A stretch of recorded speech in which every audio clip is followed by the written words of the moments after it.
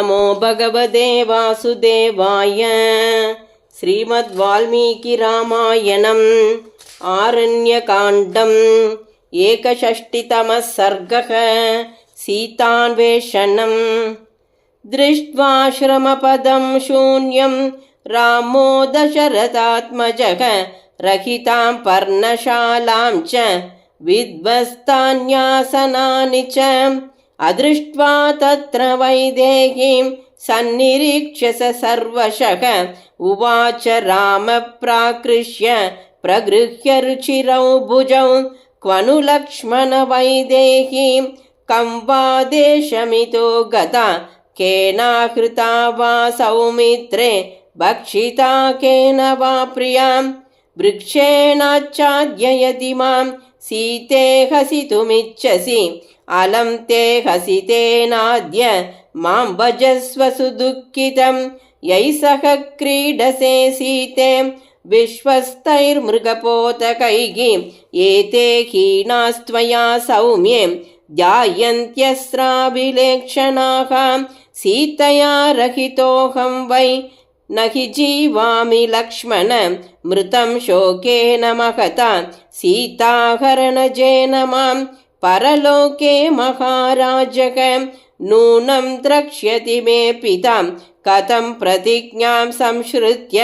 मया त्वम् अभियोजितः अपूरयित्वा तं कालं मत्सकाशमिहागतः कामवृत्तमनार्यं मां मृषावादिनमेव च दिक्त्वामिति परे लोके व्यक्तं वक्ष्यति मे पिता विवशं शोकसन्तप्तं दीनं भग्नमनोरथं मामिहोत्सृज्य करुणं कीर्तिर्नरमिवानृजं क्व गच्छसि वरारोहे मां नोत्सृज सुमध्यमे त्वया विरहितच्चाहं त्यक्षे जीवितमात्मनः इतीव विलपन् रामः सीतादर्शनलालसः न ददर्श सुदुःखार्तः राघवो जनकात्मजाम्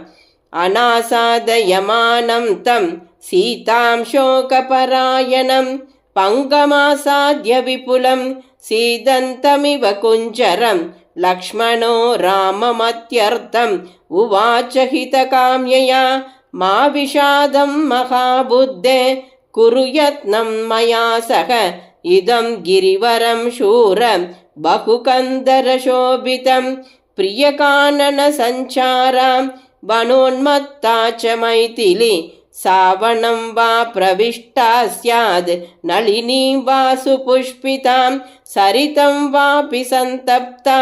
मीनवञ्जुलसेवितां स्नातुकामा निलीना स्याद् दासकामा वने क्वचिन् वित्रासयितुकामा वा लीना स्यात् कानने क्वचिन् जिज्ञासमाना वैदेही त्वां मां च पुरुषर्षभ तस्याह्यन्वेषणे श्रीमन् क्षिप्रमेव यथावहै वनं सर्वं विचिन्वानौ यत्र सा जनकात्मजां मन्यसे यदि काकुस्त मा स्म शोके मनः कृताः एवमुक्तस्तु सौहार्दात् लक्ष्मणेन समाहितः सह सौमित्रिणा रामः विचेतुमुपचक्रमे तौ वनानि गिरिं चैव सरितश्च सरांसि च निखिलेन विचिन्वानौ सीतां दशरथात्मजं तस्य शैलस्य सानूनि गुगाच्च शिखराणि च निखिलेन विचिन्वन्तौ नैव तामभिजग्मतुः विचित्य सर्वतः शैलं रामो लक्ष्मणमब्रवीत् नेह पश्यामि सौमित्रे वैदेहीं पर्वते शुभं ततो दुःखाभिसन्तप्तः लक्ष्मणो वाक्यमब्रवीत् विचरन् दण्डकारण्यं भ्रातरं दीप्ततेजसं प्राप्स्यसि त्वं महाप्राज्ञ मैथिलीं जनकात्मजां यथा विष्णुर्महाबाहुः बलिं बद्ध्वा महीमिमाम् एवमुक्तस्तु सौहार्ताद् लक्ष्मणेन स राघवः उवाच दीनया वाचा दुःखाभिहतचेतनः वनं सर्वं सुविचितं पद्मिन्यः पुल्लपङ्कजाः गिरिच्छायं महाप्राज्ञ बहुकन्दरनिर्झरः न हि पश्यामि वैदेहीं प्राणेभ्योऽपि गरीयसीम् एवं स विलपन् रामः सीताहरणकर्षितः दीनशोकसमाविष्टः मुहूर्तं विह्वलोऽभवन् सविह्वलितसर्वाङ्गः गदबुद्धिर्विचेतनः निशसादादुरोदीनः निःश्वस्याशीतमायतं बहुशः स तु निःश्वस्य रामो राजीवलोचनः हा प्रियेति विचुक्रोश बहुशो बाष्पगद्गदः तं ततः सान्त्वयामास लक्ष्मणप्रियबान्धवः बहुप्रकारं धर्मज्ञः प्रश्रिताञ्जलिः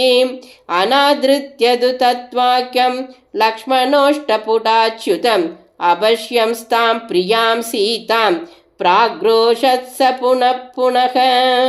इत्यार्षे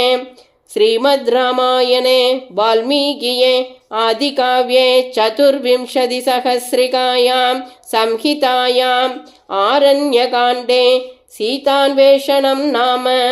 एकषष्टितमः सर्गः। श्रीदाशरथाय विद्महे सीतावल्लभाय धीमहि